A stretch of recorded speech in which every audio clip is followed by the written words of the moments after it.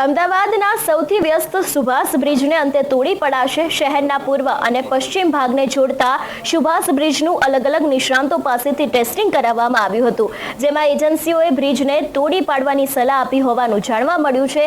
બ્રિજનું 50 વર્ષથી વધુનું આયુષ્ય, જૂની ટેકનોલોજી અને ટ્રાફિકના વધતા ભારણને કારણે આ બ્રિજને તોડવાનો જ બેસ્ટ વિકલ્પ છે। આ અંગે અમદાવાદ મ્યુનિસિપલ કોર્પોરેશનના ભાજપના સત્તાધીશો આજે 24 ડિસેમ્બર બુધવારે બપોરે સત્તાવાર જાહેરાત કરશે।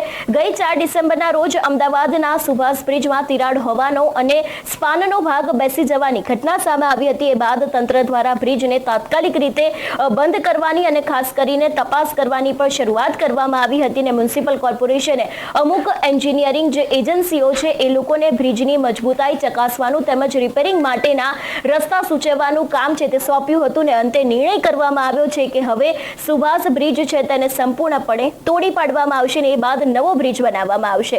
તમારું શું માનવું છે આ વિષયને લઈને અમને કમેન્ટ કરીને ચોક્કસ જણાવજો। તેની સાથે જ અમારા સોશિયલ મીડિયાના પેજને ફોલો કરવાનું ભૂલશો નહીં।